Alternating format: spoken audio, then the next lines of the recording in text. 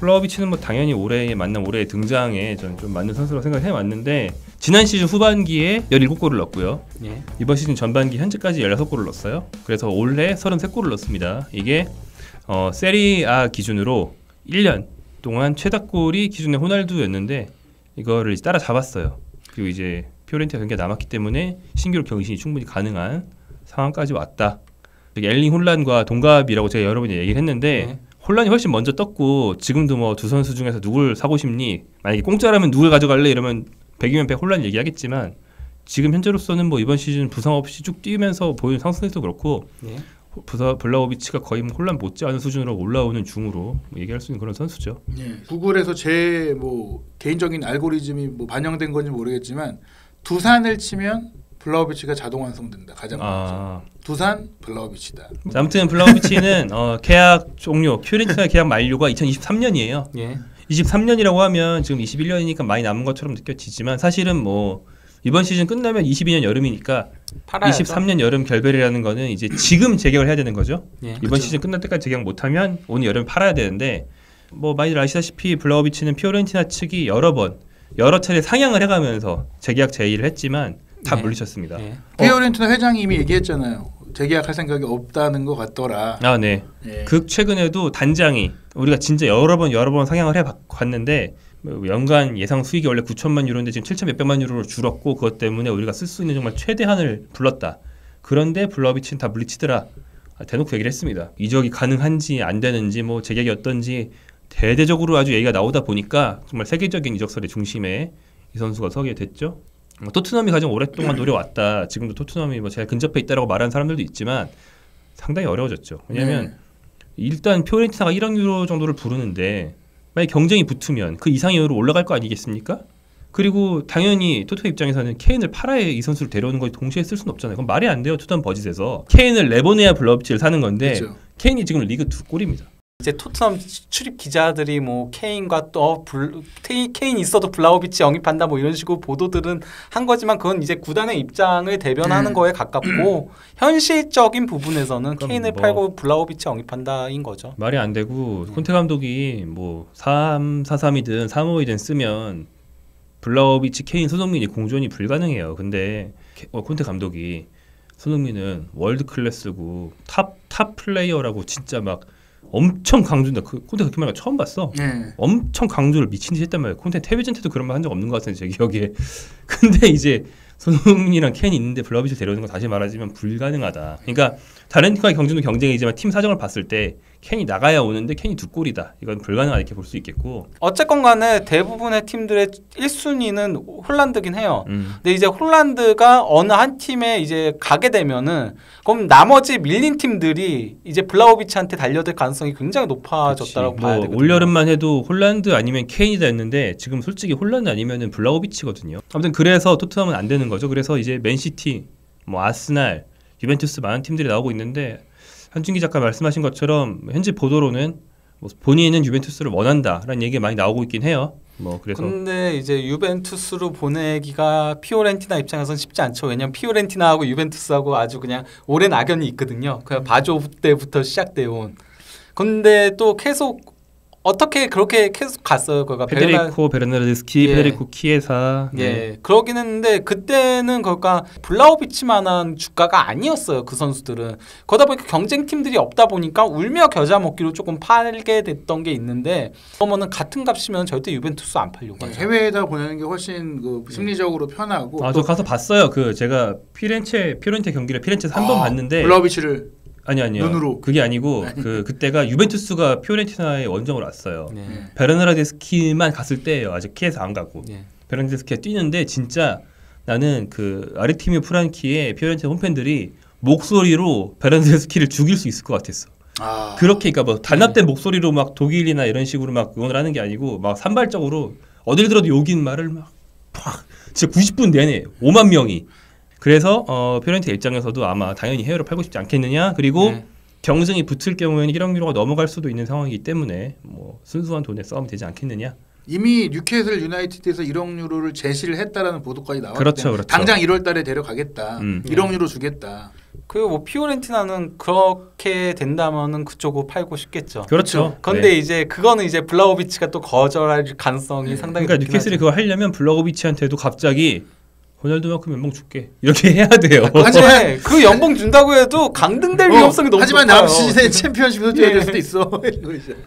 블라호비치는 어떤 선수인지 좀 얘기를 해보면 기본적으로 좀 덕치가 큽니다. 예. 190이 넘는 그런 선수고 떡대도 좋고. 네, 떡대가 좋죠. 예. 근데 이제 그 그 왼발잡이고 그래서 이런 것만 놓고 보면은 그 프로필만 놓고 보면은 루카쿠를 상당히 많이 연상을 시키는데 근데 뭐 루카쿠도 과거에는 그렇게 몸싸움을 별로 안 좋아했던 것처럼 블라호비치도 몸싸움을 그렇게 좋아한 그러니까 그 떡대를 막 활용하는 유형은 아니죠. 네. 예. 블라호비치는 되려 그 45도 각도에서 몰고 들어가다가 왼발로 감아차는 슛이라든지 이렇게 그것도 약간 그러니까 루카쿠 예전이랑 좀 많이 좀 비슷하죠. 스킬풀한 플레이 같은 걸 좀 좋아하고 근데 루카쿠만큼 빠르진 당연히 안 하는데 그렇죠. 루카쿠나 홀란만큼 빠르진 않고 그 조금 아래 정도 예. 되는 전 그런 스킬입니다. 그래서 솔직히 말하면은 피니셔스의 능력은 루카쿠 예전보다도 더 뛰어나다고 보거든요. 그렇죠, 그렇죠. 네. 예, 그렇기 때문에 이 피니셔스의 능력을 얼마나 잘 키우느냐 그리고 또 이제 예를 들어 가지고 콘테가 그러니까 뭐 루카쿠를 조금 등딱도 할 수 있게 개조시켰던 것처럼 거기서 얼마 이제 자기의 신체를 잘 활용할 수 있게 되느냐에 따라서는 굉장히 무서운 무기가 될 수도 있는 거죠. 블라호비치 같은 한참 배우고 성장해야 될 나이에 있는 선수들은 좋은 감독을 만나는 게 중요하다 보니까 결국엔 좋은 감독이 있는 팀에 가야 된다. 블라호비치 지금 저는 그 한준 기자의 눈빛에서 자꾸 토트넘을 믿는 게 보였어요. 콘테가 방금 루카쿠를 블라호비치가 요즘 제일 잘하는 플레이는 예전처럼 막 드리블을 길게 치고 이런 건 좀 덜해요. 왜냐면 이탈리아노 감독이 굉장히 공격적인 축구 팀 전원이 좀 공격적인 성향을 가진 축구를 많이 도입을 했고 전방 압박을 좀 많이 하기 때문에 이탈리아 스트라이커한테 제일 자주 오는 그런 상황이 뭐겠습니까? 우리 팀이 상대의 빌드업을 끊어서 상대 수비 배우로 스루 패스를 줬을 때 그걸 혼자 마무리하는 거. 그러니까 컵백 같은 거 말고 수비 사이로 스루 패스 받고 빠져나가서 혼자 마무리하는 거 있잖아요. 그런 상황이 요즘 블라호비치한테 예전보다 많이 오고 있는데 마무리를 잘합니다. 그러니까 받고 골키퍼가 튀어나오기 전에까지 스텝 딱 밟고 골키퍼 피해서 강하게 꽂아 넣는 슛을 잘 때리고 예. 김민 기자 말한 것처럼 그런 피니셔로서의 재능이 확실히 있어요. 예. 전 사실 뭐 이제 그 토트넘 얘기 나왔으니 말고 또 이 많은 주제에 대해서 많은 분들이 네. 블라호비치 하면 토트넘이니까 네. 이런 안을 제시하고 싶어요. 뭐요? 케인을 글로 보내라고? 뉴캐슬은 시어러의 후계자인 케인을 데려가고 아니 블라호비치 글로 안 가는데 케인은 왜 가냐고. 델리알리아 같이 가면 된다고. 아니 케인은 왜 가냐니까. 블라호비치 외에 뭐 올해 뜬 공격수들을 좀 얘기해 드리려고 하는데요. 잘루카 스카마카가 있는데요. 최근 뭐 많은 언론에서도 그렇고 토트넘 팬들 커뮤니티에서도 블라호비치는 어딜 봐도 튼 것 같아. 스카마카가 어떨까? 이런 얘기가 많이 나오고 있어요. 그래요? 네, 기사도 있었는데 기사가 있는데 스포츠에도 크게 나왔더라고요. 네? 갈데타 델로 스포르트에 크게 나왔어요. 블라호비치가 이제 피오렌티나를 나갈 것이 확실시 되는데 그런 가운데 스카마카에 대한 관심들이 커지고 있다. 제가 또 봤던 거에는 피오렌티나도 블라호비치의 대안으로 스카마카를 보고 있다. 그렇지. 피오렌티나도 누굴 사야 되니까. 그리고 콘테 감독도 사실상 블라호비치는 어려우니 스카마카를 보고 있다. 블라호비치는 케인과 동시에 가지는 게 말이 안 되지만 스카마카는 말은 됩니다. 그렇죠. 훨씬 아래급이기 때문에 스카마카는 역시나 좀 유망주인데 이탈리아 청소년 대표 출신의 22살짜리 공격수고 이 선수도 커요. 196입니다. 그렇죠. 예, 어렸을 때부터 와 이 선수 피지컬 봐라. 그걸로 유명해서 청소년 대표에서 좀 날렸던 선수고 지난 시즌은 제노아에 가서 좀 뛰었어요. 잠깐. 그때 8골 2도움을 하면서 단순히 골 숫자뿐 아니라 이거 좀 재능이 있네? 이런 평가를 받았죠. 그래서 유망주를 많이 키우는 걸로 유명한 사스올로가 노장이면서 팀의 주포였던 카푸토를 순순히 선뜻 삼프도리아로 그냥 보내버리고 이제 스카마카 중심의 새로운 공격 좀 조합을 짰어요. 그리고 현재까지 전체 경기 시간에 반 정도밖에 안 뛰었어요. 예. 그런데 6골이니까 순도가 상당히 높다고 할 수 있고 특히 시즌 초반에는 뭐 라스파돌이나 다른 선수들이 스트라이커로 나오고 스카마카는 좀 기다리고 있다가 최근에 집중적으로 선발로 나오는데 그러면서 강팀 상대 또 중요한 경기에서의 퍼포먼스가 유독 좋았습니다. 그리고 이제 블라호비치와의 맞대결이었던 피오렌티나전도 2대2였는데 둘이 한 골씩 주고 받았어요. 예.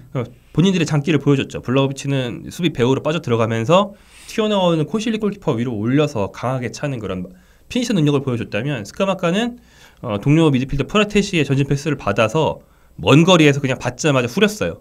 중거리슛이 정말 강력했는데 이게 이 선수의 장점입니다. 그러니까 덩치가 크고 덩치를 잘 써요. 이 선수는 블라호비치랑 달라요. 예. 그리고 공중볼에 좀 강하죠. 네. 예. 그리고 이제 한국식 그 축구 은어로 빠따가 있습니다. 그러니까 그 슛이 세다는 거죠. 쉽게 말해서 예, 빠따가 있어요. 수비 이탈리아 가담 김신욱. 능력도 있고. 이탈리아 김신욱 네. 아 그렇죠. 매우 이탈리아 김신욱. 기민한 예. 예, 좀 더 기민합니다. 이 선수는 덩치가 딱 봐도 크고 육중한데 민첩성이 떨어지진 않아요. 아직 어려서 그런지 모르겠지만. 네. 수비 가담 능력도 좀 있고 네, 그렇죠. 한데 예, 약간 좀 이제 기술적인 완성도는 좀 떨어지죠. 예. 블라호비치처럼 요즘에는 뭐 덩치도 큰데 공도 예쁘게 차가 많이 있는데 이 선수는 예쁘게 차 쪽은 아니고 예. 모든 팀에는 이런 장신 공격수 그리고 힘으로 상대의 밀집 수비를 깨거나 그 부벼줄 수 있는 그런 선수가 무조건 필요하다고 보거든요. 이런 그러니까 유형의 선발이면 좋거든. 그렇죠. 무조건 필요한데 그런 선수가 요새 많이 좀 없고 또 그러면서도 골을 잘 넣고 조금 기술을 갖고 좀 이해력이 좋은 선수들이 더더욱이나 좀 드문데 이 선수는 사실 어느 팀에 가도 자기의 몫을 좀 할 수 있는 선수니까 뭐 블라호비치만큼 화려하진 않을 수 있어도 이 선수도 결국에는 좀 몸값은 현재 측정된 것보다는 훨씬 올라갈 것이다. 지금도 시장에서 한 2천만 유로 후반대 2,500만에서 2,700만 정도 얘기가 오가더라고요. 근데 이제 실제로 이적하면은 그보다 훨씬 많이 나올 겁니다. 그러니까 한 네. 5천만 정도 나올 거라고 봐야 되죠. 이 선수한테 5천만 유로를 쓸까 말까? 쓸까 말까. 쓸까 말까? 저라면은 안 이탈리아 씁니다. 국대잖아요. 네? 저라면 안 씁니다. 나라면 안 쓰나요? 씁니다. 예, 네. 예, 안 씁니다. 어느 정도? 예. 저요? 저 한 3,500만. 진품 명품이야 지금. 약간 독일 시장가시 기준 아니에요? 아니 근데 왜냐면 스카마카는 조금 위험 부담성이 있는 선수라고 생각해요. 어떤 블라우비치랑 면에서? 비교해서. 뭐 그러니까 어쨌건 세리아에서는 나름 그래도 몸을 잘 쓰는 편이긴 한데 세리아가 원래 몸을 쓰는 유형의 축구를 하는 팀은 아니잖아요. 예, 그러다 보니까 이게 세리아건 뭐 분데스리가건 라리가로 가게 되면은 강팀 아니면 영입할 수 없는데 그렇죠. 당장 강팀에서 주전으로 뛸 수 있을 만한 거냐에 대한 조금 그런 검증도라던가 그런 것들이 조금 떨어지는 데다가 왜냐면 기술적인 능력이 조금 떨어지기 때문에요.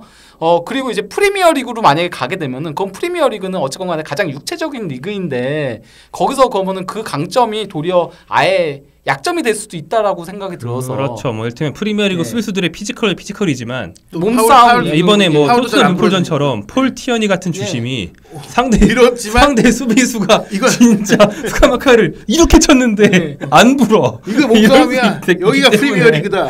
살이 VAR도 안 해. 좀 그래서 약간 좀 위험 부담이 있지 않나라고 생각해가지고 그래서 너무 거액을 베팅하지 않을 거예요. 그러긴 이르죠. 예. 옵션을 붙이든지 뭐